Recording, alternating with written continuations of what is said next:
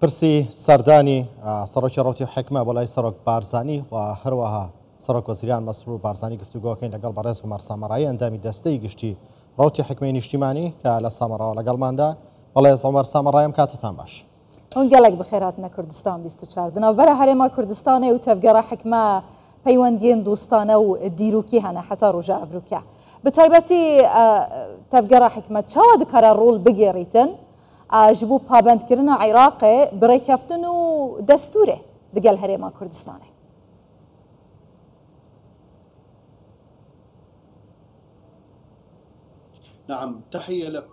بەڵێ سڵاوتان لەبێ سلااو لە بینەرانی بەڕێزی ئێوەش بە دڵنیاییەوە پەیوەندیەکی دیرۆکی کۆن لە نێوان ئێمە و هەرێمی کوردستاندا هەیە لەم نیشتیمانە مەزنەدا بە تایبەتی کە ئێمە دەزانین بنەماڵەی بەڕێز حەکیم پەیوەندیەکی کۆنیان لەگەڵ برایانی کوردماندا هەیە. ئەم پەیوەندیە لە بەڕێز محسن حەکیمەوە درێژ دەبێتەوە لەگەڵ بەڕێز مستەفا بارزانی و هەموو ئەم سەرکردانەی پێشتر خوددا لیان خۆش بێت. بێگومان لەو کاتەوە ئێمە پەیوەندێکی زۆر بەهێز و مێژوویمان هەیە لە نێوان ئەم خێزانانەدا.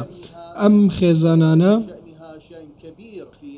پێگەیەکی بەرزیان لە نێو عێراقدا هەیە لە ناوچەکە بەگشتی و لە مێژووی ئەم ناوچەیەشدا هەیە. بۆیە ئەمە وای کردووە کە لەو کاتەوە تاکو ئێستا پەیوەندی نێوان ئەم خێزانانە بەردەوام بن و تاکو ئەمڕۆ بە بەڕێز عەمار حەکیمەوە گەیشتووە. بەڕێز عەمار حەکیم بۆ خۆشی پەیوەندیەکی پتەوی لەگەڵ برایانی کورد هەیە. ئەمڕۆ بۆ ئەوەی ئێمە ڕوون و ڕازگۆ بین دەبێت دام بەوەدا بنین کە ڕەوتی حکمە پاڵ بە هەموو لایەکەوە دەنێت هەموو لایەک بە حکوومەتی عێراقیەوە هان دەدات تەواوی کێشە و قەیرانەکان لەگەڵ حکوومەتی هەرێمی کوردستان چارەسەر بکات، چونکە حکوومەتی هەرێمی کوردستان وەکو بەشێک لە عێراقی فیدراڵ ماف و شایستەی خۆی هەیە و پێویستە ئەم شتانەی لەسەر حکوومەتی فیدراڵم بەرامبەری جێبەجێ بکات.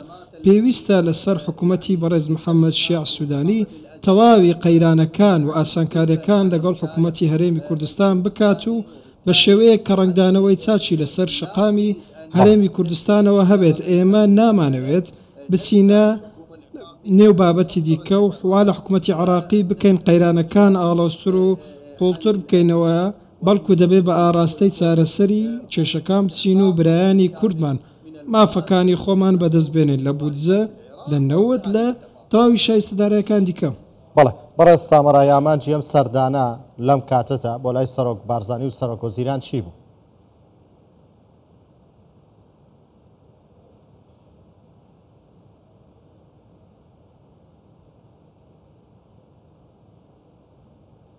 وێنە قوت بوو میێوانێ مە عومەر سامەڕایی ئەگەر دیسات گەلمە بیتن؟ بەڕێز عومەر سامەڕایی ئەگەر گوێت لێم بێت پرسیاری ئەوم کرد ئالەم ئان و ساتەدا ئامانجی سەردانی بەڕێز عەمار حەکیم بۆ لای سەرۆک بارزانی و سەرۆک وەزیران مەسرور بارزانی چی بوو؟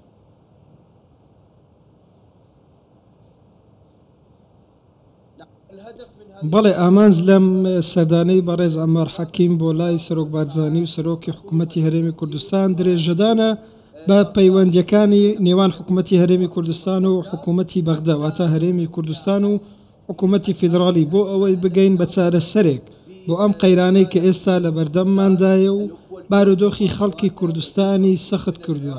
خەڵکی کوردستان برای ئێمن و بەشێکەن لە عێراقی فیدراڵ، بۆیە پێویستە هەوڵ بدەین ئەم قەیرانانە بە یەکەوە چارەسەر بکەین.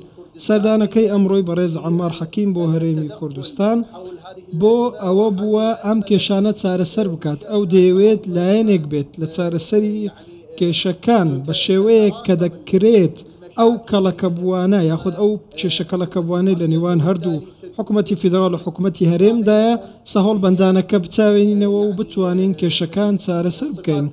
ئەمە یەکێکە لە سیفەتەکانی بەڕێز عەمار حەکیم کە هەمیشە دەست پێشخەر بووە لە توانەوەی سەهۆڵبەندانی کێشەکان و توانەوەی قەیرانەکان بە هەمان شێوەدا.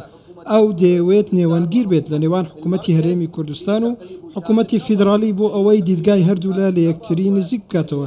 بەڕاستی ئەمڕۆ لە یەک نزیکردنەوەی دیدگاکانی هەردوولا هۆکارێکی سەرەکی نزیکردنەوەی پەیوەندیەکانە و یارمەتی دەردەبێت لە کاڵکردنەوەی کێشەکان لە نێوان هەردوو لە ئێمە شیواخوازین کێشەکان کاڵ ببنەوە و ئێمە هەمومان بەیەکەوە بە ئاراستەی کاڵکردنەوەی تەواوی ئەو قەیرانانە بچین کە لە نێوان حکوومەتی هەرێمی کوردستان و حکوومەتی فیدراڵدان.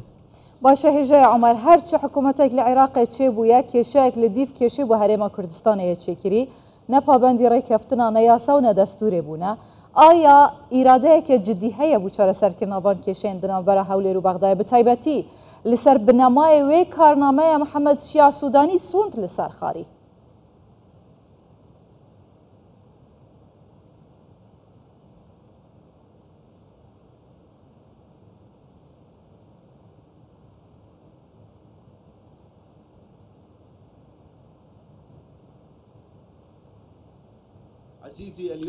بەڕێزم ئەمڕۆ ئێمان نامانەوێت یاخود باشتر بڵێن ناکرێت کێشەکان تێپەڕێنرێن بۆ حکوومەتی دیکە ناکرێت حکوومەتێک یەک بە دوای یەکەکان کێشە لەسەر یەکتری کەڵەکە بکەن. بەڕێز محەممەد شیع سوودانی پێویستە پابەند بکرێ بەوەی کێشەکان لەگەڵ حکوومەتی هەرێم یەکتێگەیشتنەکان کۆتایی پێبێنن. پێویستە هەموو لایەنەکان لە هەرێمی کوردستان و یاخود لە حکوومەتی فیدرالیش لەسەر مێزی گفتوگۆدا بنیشن و هەروەها کێشەکانی نێوانیان چارەسەر بکەن. پێویستە ئەم کێشانە چارەسەر بکرێن ئەو کێشانە کە بریتین لە وەکو کێشەی داهاتێنەوت و کێشەی سنوور و کێشەی هەناردەکردنەوەی نەوت لە ڕێگەی بەندەری جەیهان و کێشەی بودجە و هەموو ئەم وردەکاریانە ناکرێت ئەمڕۆ گەلی کورد و فەرمانبەری کورد بەم شێوەیە بێت. فەرمانبەری کورد و خەڵکی کوردستان شایستە و مافی خۆیان هەیە پێویستە شایستە و مافی خۆیان بەدەست بێنن. بە تایبەتی بابەتی موچەی فەرمانبەرانی هەرێمی کوردستان ناکرێت بە هیچ شێوەیەک دوا بخرێت. فەرمانبەری حکوومەتی هەرێمی کوردستان پێویستە وەکو هاوڵاتیەکی عراقی بێت مافی خۆی بەدەست بێنێ. ئێمە وەکو ڕەوتی حکمت زەخت لەوە دەکەینەوە کە کێشەکان ئێستا چارەسەر بکرێن و کێشەکە نەدرێتە حکوومەتی دواتر. بەڕێز محەممەد شیع سوودانی پێویستە لەسەری ئەم کێشانە چارەسەر بکات. لە سەرەتای دروستکردنی حکوومەتەکەی بەڕێز محەممەد شیع سوودانی بڕیار دراوە کە ئەم کێشانە چارەسەر بکرێن. بەڕێز عەمار حەکیمیش پێشتر جەختی لەمە کردوتەوە لە سەرەتای دروستبوونی حکوومەت کە پێویستە سەهۆڵبەندانی کێشەکان کاڵ بکرێتەوە بتوێنێتەوە و کێشەکان نەمێنن. بەڵێ بەڕێز سامرایی کە گفتوگۆ لەگەڵ هەر بەرپرسێکی سیاسی عراقە کرێ هەمان ئەم قسانە کات کاڵێ نابێ فەرمانبەری هەرێمی کوردستان ئەمەی بەرامبەر بکرێت. خەڵکی هەرێمی کوردستان برای ئێمن هەرێمی کوردستان بەشێکە لە عراق بەڵام لەسەر ئەرزی واقع ناو برایەتیە بینین ناو بەشا بینین کە بەشێک بین لە عراق لە کاتێکدا کە فەرمانبەری هەرێمی کوردستان برسیە کرێ حەقی خۆی پێ نادرێ و لەسەر ئەرزی واقع ئەمە جێبەجێ ناکرێت کە مافەکانی خۆمان پێ بدرێ بۆ.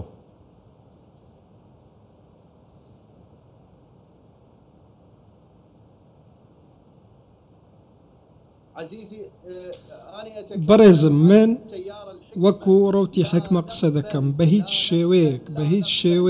هیچ شێوەیەک ئێمە ئامادەنین لە بەرامبەر گەلی کورد هیچ بێزارکردنێک لەلایەن حکوومەتی فیدرالی و لایەنە پەیوەنددارەکانەوە جێبەجێ بکرێت.